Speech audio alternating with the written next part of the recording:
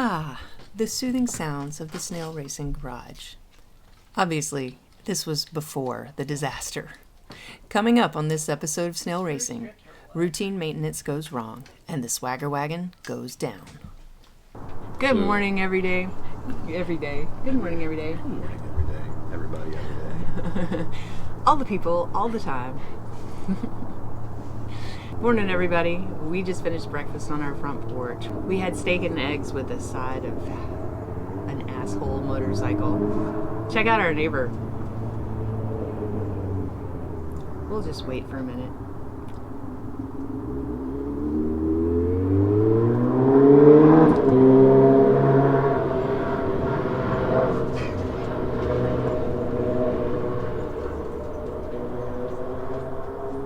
That guy drives by like 16 times a day. Here's some asshole driver advice. Don't drive in school zone unless you absolutely have to. It's not rocket science. There's a hummingbird. Anyway, so we just finished our breakfast. Like I said, Knob made steak and eggs. And it is such a gorgeous day outside that we have decided to spend it working in the garage. So we're slowly but surely trying to get out of here, and we got rid of one of our Sienna vans. So here's the secret to having a car live for as long as you want. If you want it to die, it will never die. If you're trying to sell it, everything's going to break. Don't baby it. Drive it like you stole it. It will never break. So yeah, we had two Sienna vans. We just sold one of them. And so now that we're down to one, it naturally has everything going wrong with it because it's our main daily driver. So today we're going to be giving it a little love so it can last us just a few months longer until we can get out of here. Yep. So yeah, beautiful day outside, but we're going to be in the garage. So come with us. It'll be fun. This is our favorite part about this hill that we live on is the constant car shuffle to get things in and out of the garage. It's always super fun.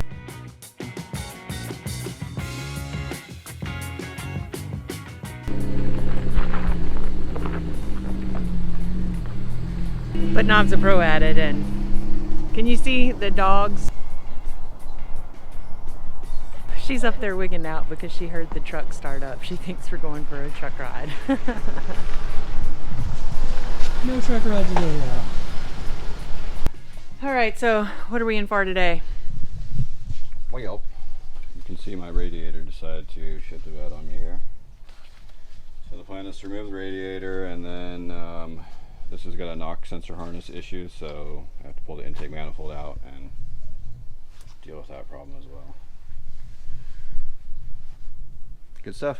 Maintenance, baby. I'm gonna be doing some other stuff while he's doing that because like I said, we got rid of our other van. So now whenever I need to go anywhere, this one is my daily driver too.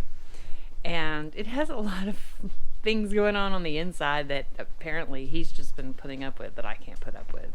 There's a rattle in the door that I'm gonna track down and get rid of because it makes me crazy when I'm driving.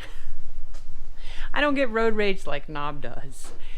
But a rattling, especially one that's right here behind your ear, I think he must be deaf. I don't know how he's been driving around like that this whole time. Just block that shit out. Just turn up the radio, baby. Yeah, I could turn up the radio too, but I'm gonna track down the rattle and fix it. And then I think there's a light burnout in the dash. Which light is burnt out? The right-hand illumination is gone.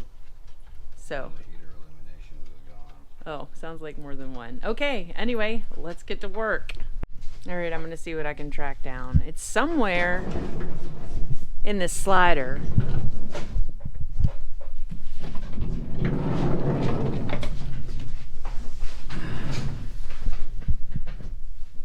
I think it's somewhere in here, in this area, but it could be down in here. Knob says it's one of the actuating rods, so maybe that'll make it easier to track down. He knows what it is. He just didn't fix it. I just mostly have been slacking this job because I don't want to do it. We all have a Toyota because we don't want to work on them because it's awesome. You don't typically have to. But these non-Japanese Toyotas require more love and attention than the Japanese Toyotas, so here we are. Radiator part of this is pretty straightforward. Like the manual says, pull your battery first, just get it out of the way. Battery, these are all 10s, this little fuse box pulls out of the way like that.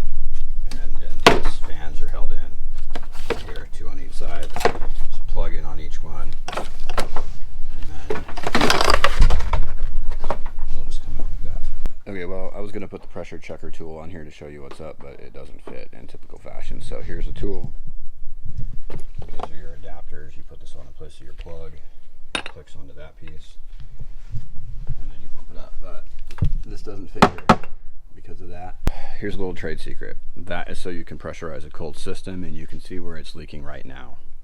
Here's how you find it otherwise. You fill it all the way up, run the car up to temp with the cap on, stand around and watch where it's leaking from, okay? This one is, I'm not sure, I'm pretty sure that the seam is leaking because it's pissing when I pull on here. But the whole front of this is cracked out right here. This is all blown out. You can see the crack right there.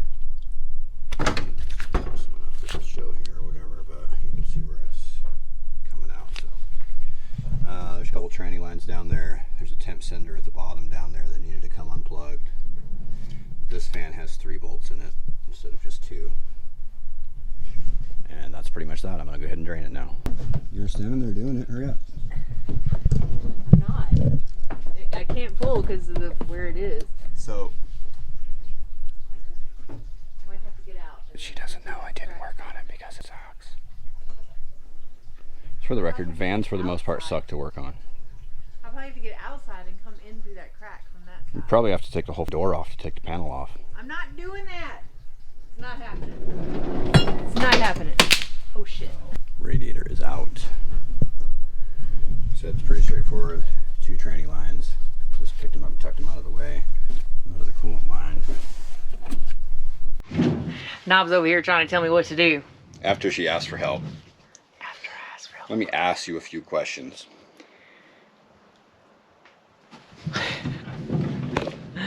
Oh, this door.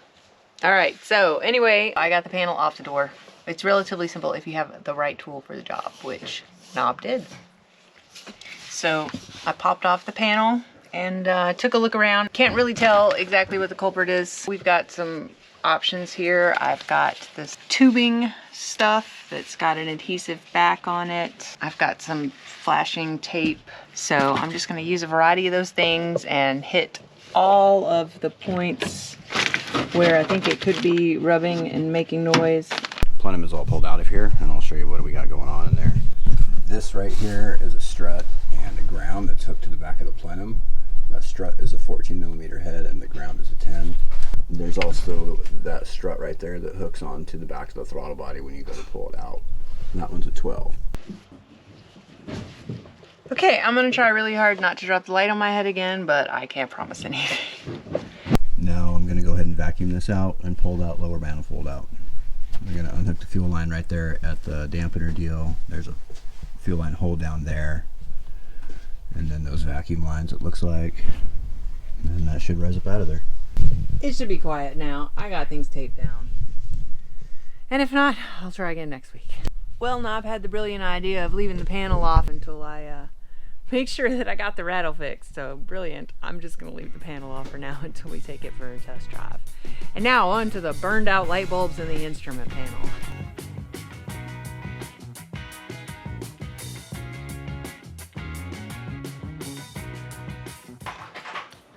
So you don't have any more bulbs? Well, I got the dash all torn apart, but I don't have any extra light bulbs, so I'm gonna strap this dash back together again, but in the meantime, I guess I'll go see what Knob's doing, because he's been up here cursing a lot. So let's see what's going on. Hey, Knob, what's going on? Living the dream, baby. It's not over yet. And it might or might not be fixed. Charlie said it's typically the harness and not the sensor, so if it's not fixed, I'm gonna blame Charlie.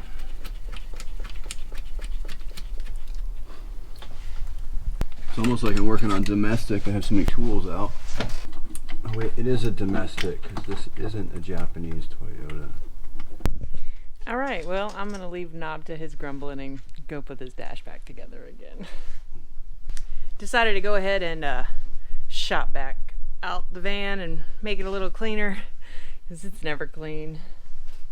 I wanted to tell you, you may not know that we had 2 Toyota Sienna vans, and now we only have 1. And you might think that's weird. Everybody thinks it's weird when I tell them, oh, I drive a minivan. But, I mean, think about it. Like, is there anything more incognito than a white minivan? I mean, they're everywhere. So nobody looks twice at us. And not only that, 1, it's a Toyota, so it's gonna run forever. And 2, it's a minivan. Like, we take all the chairs out of it and we haul the dogs around. One time we even went to a concert in Bend, and then we just drove into the National Forest after the concert was over and threw an air mattress in the back of the freaking minivan. And yeah. And they haul more than a Tacoma. Oh, and they haul more than a Tacoma. Do you hear that? Wow, looks like you almost got this thing back together. Maybe.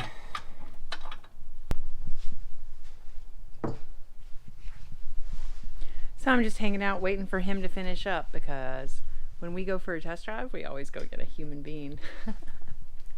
And that's my favorite. That was the sound of my iced coffee dreams exploding. When Knob finally got everything back together again, the van wouldn't start. After troubleshooting for hours, Knob found that part of the wiring harness had gotten pinched when reinstalling the manifold. Since he had to tear it all down again anyway to get that fixed, he decided to go ahead and do a tune-up while he was at it. Okay, so here we are again. In typical fashion, I put this turd back together and it wouldn't run right. So when this went in the first time, I kind of like pinched the injector wires in the harness, behind the manifold. When I was digging in there, I found one broken. I'm not 100% that's what the problem was, but I'm crossing my fingers because that's dumb. Anyway, I figured while I was in there, and I should have did this in the first place, we'll do spark plugs because these are old and they're obviously pretty shitty. So maintenance, PCV valve while we're in there. Okay, so since we're at this place, we're going to talk about this thing. This is a pet peeve of mine, and spark plugs and things like that. So on this spark plug, that little washer on there is called a crush washer. It's called a crush washer for a reason. It needs to be crushed or these are not installed properly.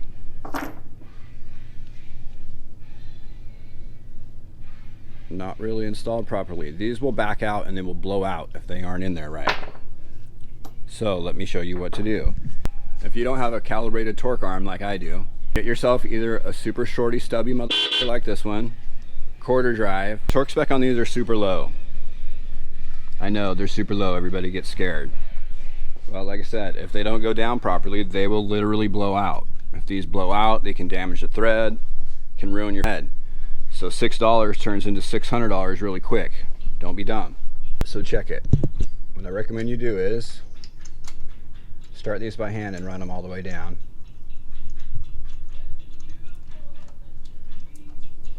Okay. When they're down, you feel it gets to about a stop point right there where it first touches. Okay, so look at where we're at right here.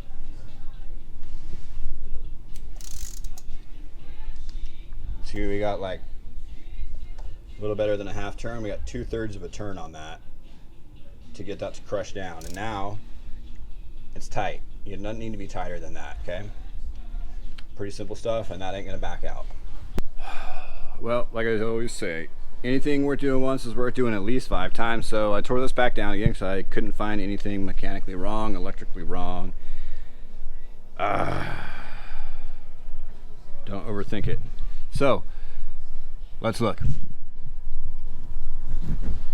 That's a massive vacuum leak happening right there. That's like the washer fell off or something right there.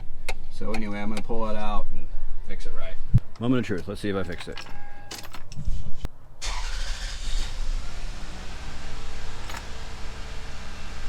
Hell yeah.